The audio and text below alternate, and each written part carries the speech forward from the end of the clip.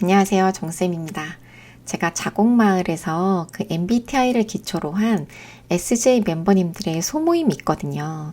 뭔가 소소한 일상을 나누면서 멘탈 부여잡는 소중한 모임인데요. 어느 날 영어 공부를 하기로 했어요. 그래서 제가 천일문 교재를 가지고 이제 시작을 한 거죠. 공부 인증샷은 채팅방에 올리기로 했고, 제가 숙제 확인을 하면서 피드백을 드리기로 했어요. 첫 숙제가 올라오는 날이었는데, 오전 9시 전에 전부 숙제가 올라왔어요. 그게 이제 하루 이틀이 아니라 몇 주가 지나도록 모든 분들이 오전에 숙제 제출이 다 끝난 건 거예요. 어느 날 멤버 중 한 분께서 오늘 너무 바쁜 일이 있어가지고 숙제를 조금 늦게 제출하겠습니다 라고 문자를 보내셨어요. 이제 그 문자를 보고 다른 분들께서 혹시 우리가 숙제 제출 마감 시간 있었나요? 라는 질문을 하셨고, 아니다. 하루 중에 아무 때나 편하실 때 올리면 된다 라고 하였지만, 벌써 몇 주에 걸쳐서 모든 멤버들이 새벽과 그 아침 사이에 제출이 끝나버렸기 때문에 그냥 오후 12시만 넘어가도 이미 늦은 것 같은 기분이 들었던 거죠. 저희는 이것이 이 제2의 기지름을 깨닫게 됩니다. 다른 소모임에도 참여 중이셨던 멤버님께서 그 모임에 계신 P성향 분들께서는 인증샷을 거의 밤 12시 넘어가기 직전에 올리신다는 말을 해주셨거든요. 또는 간혹 하루가 넘어가기도 한다고요. 그래서 우리가 이제 이런 강박증 가지지 말고 하루 중 그냥 아무 때나 올리면 되고, 다음날 올린다고 해서 큰일 나는 것도 아니니까 편하게 마음을 가져보자, 이렇게 스스로 생각을 하고 서로에게 독려를 해주고 그랬단 말이죠. 근데 다음날 대본이 역시 또 오전 9시 전에 모든 분들이 숙제 제출을 끝내버렸어요. 거의 새벽 한 5시부터 숙제가 이제 올라오기 시작을 하더라고요. 이게 제이가 피보다 더 성실하고 부지런하기 때문일까요? 아니에요. 그냥 삶의 방식이 그런 것 뿐입니다. 해야 할 것이 이렇게 남아있다라는 것 자체가 주는 불편함을 견디기 힘들어 하거든요. 이렇게 타고난 기질 부분은 아이들에게도 똑같이 적용이 되고, 이것은 학교나 학원 숙제를 할 때도 마찬가지입니다. 해야 할 것을 다 해놓고 놀면 참 좋겠지만, 놀 거 다 놀고 아주 많이 놀고, 내일을 준비하며 잠들어야 할 그 시간에 숙제를 하겠다고 앉아 있거나 한 문제 풀다가 잠들거나 하죠. 이때 J 엄마와 P 자녀가 조합을 이루게 되면 거의 지옥문이 열립니다. 추가 옵션으로 남자아이라면 가오템이라는 것이 장착이 되어 있기 때문에 마찰이 일어날 수밖에 없는 구조예요. 이렇게 숙제를 몇 번 안 나가게 되면 학원에서 전화 오죠.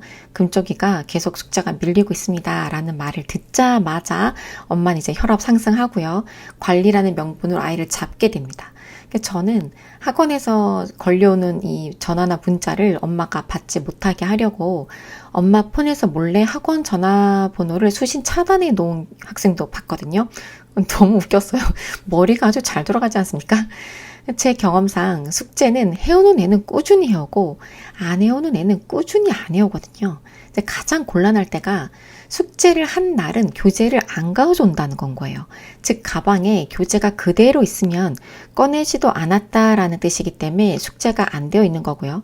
가방에 교재가 없으면 그날은 꺼냈다라는 거기 때문에 숙제를 하긴 했는데 다시 가져오는 걸 또 안 하는 건 거죠. 자, 여러분 밸런스 게임 한번 해볼까요? 숙제를 했는데 교재가 없는 학생 대 숙제는 안 했고 교재는 있는 학생.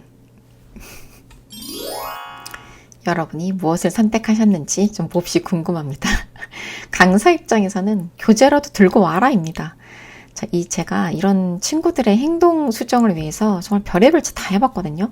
원하는 숙제량만큼 하기, 못하면 남아서 하고 가기, 벌점 제도, 스티커 제도, 부모님께 문자 보내기, 단 하나도 성공한 게 없어요. 짧은 시간 효과는 있지만 습관으로 연결되는 건 쉽지 않았어요. 그래서 제가 이 친구들의 패턴을 잘 관찰을 해봤죠. 일단 학원 와서 숙제를 하기 시작합니다. 다른 친구들 숙제 검사해 줄 때 미친 듯이 하고 있어요. 이때 정말 엄청난 집중력을 보입니다.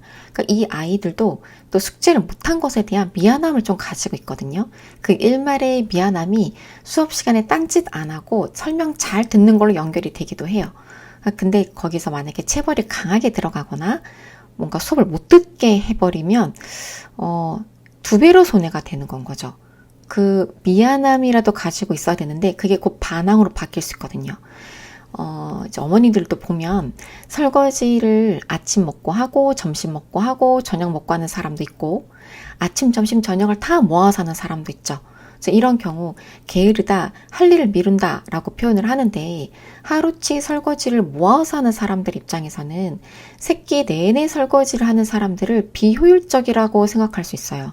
근데 이걸 놓고 왜 바로바로 하지 않느냐라고 싸우면 서로 상처 주고 감정만 소비되는 건 거죠. 이 친구들도 다 자기만의 계획이 있어요. 내 계획과 다를 뿐이에요. 특히 중학생 이상이 되었을 때는 숙제는 더 이상 협상이 안 됩니다. 뭐 숙제를 안 해서 폰을 뺏는다라고 하면 반항식만 더 생기고요. 학원 다 끊어버리겠다라고 하면 오히려 좋아 하겠죠. 숙제 해놓고 편하게 놀으라는 말은 엄마 마음만 편할 뿐이지 이 친구들은 숙제를 안 했다라고 해서 불편하지가 않아요.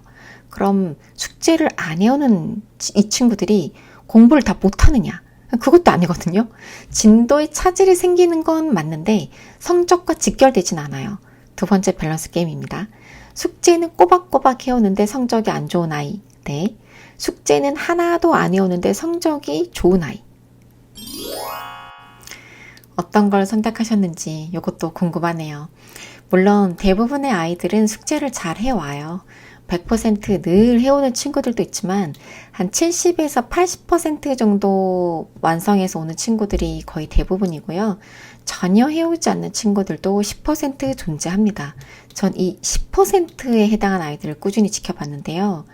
자기만의 때가 있어요. 반드시 있어요. 이런 학생들에게 이 페널티를 부과하는 방식으로 접근을 하면 결국 아무것도 하지 않는 아이가 돼요. 중3 정도만 돼도 학교에서 벌칙으로 뭐 남아서 청소하고 가라라고 하면 쌩 무시하고 그냥 집에 가버린 애들 많거든요. 그러니까 페널티 자체가 무의미해지는 순간이죠. 그러니까 페널티도 결국은 관계가 좋을 때 먹히는 건 거지 관계가 무너진 후에는 아무것도 하지 않는 걸로 대응하기 때문에 절대 부모님이 갑의 입장이 아닙니다. 엄마 눈에는 아이가 미루는 것처럼 보여지더라도 아이는 마감 시간이 닥쳐서 할 때 가장 집중도가 오를 수도 있고요. 또 다 해내지 못해도 괜찮습니다. 다 끝내라고 잡아둘 때 생기는 부작용보다 자기가 할 수 있는 만큼이라도 조금씩 계속 하고 있는 게 더 나아요. 혹시 학원에서 아이가 숙제가 안 되어 있다라는 내용으로 전화를 받으셨나요? 그럼 일단 화는 나시죠. 근데 그 화가 나는 마음을 그대로 금쪽아, 또 엄마 오늘 학원에서 전화 받았어. 너 숙제가 계속 안 돼 있다던데? 너 알아서 한다며. 다 했다면서. 너 지금 학원비가 얼마인 줄 알고 지금 그러는 거야? 엄마 아빠가 지금 밖에 나가서 얼마나 열심히 돈 벌어다 주는데 엄마 노후 자금 지금 너 밑으로 지금 학원비 넣고 있는데 숙제를 지금 똑바로 안 해? 야, 숙제는 가장 기본이야, 기본. 이렇게 다그쳐서 아이가 잘할 수 있을 것 같으면 무슨 고민이 있겠어요, 그죠? 이렇게 하지 마시고 조금 마음을 가라앉히시고 금쪽아 학원에서 전화 왔는데 선생님이 너한테 관심이 되게 많으시더라. 숙제를 잘 해올 수 있도록 좀 돕고 싶어 하시던데 너 어떻게 생각해? 이렇게 물어보시고 아이의 계획을 좀 들어봐 주셔야 돼요. 숙제는 보통 숙제량이 너무 많거나 아니면 어려워서 좀 엄두가 안 나서 손을 못 대는 경우가 거의 대부분이거든요. 요 두 가지에 해당하는 경우라면 조율이 가능합니다. 뭔가 양을 좀 줄여본다거나 수준을 조금 낮춰본다거나 이런 식으로 조율을 해 나가면 되는 거고요. 그 외에 이유가 있다면 그런 것들은 대화를 통해서 어머니가 자꾸 캐치하도록 이렇게 애써 보셔야 돼요.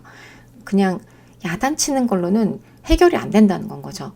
특히 이 중학교 때 가장 많은 아이들이 생활 패턴이 깨지고 숙제는 수업 시간에 하는 게 국룰인 걸로 여깁니다. 하지만 고등부로 넘어가면서부터는 숙제로 애먹이는 경우가 상당히 줄어들어요. 본인 스스로가 책임져야 한다는 걸 알고 있어요. 대부분 자기 스타일을 찾아서 자기 속도에 맞게 숙제를 잘 해옵니다. 그 전까지는 학생이 어떤 방식으로 어떻게 공부하는 것이 가장 효율적인가를 시도해 볼 수 있게 그냥 가만 내버려 두는 것이 어설프게 관리하는 것보다는 100배 낫다라는 말씀을 드리면서 이번 영상은 마치도록 하겠습니다.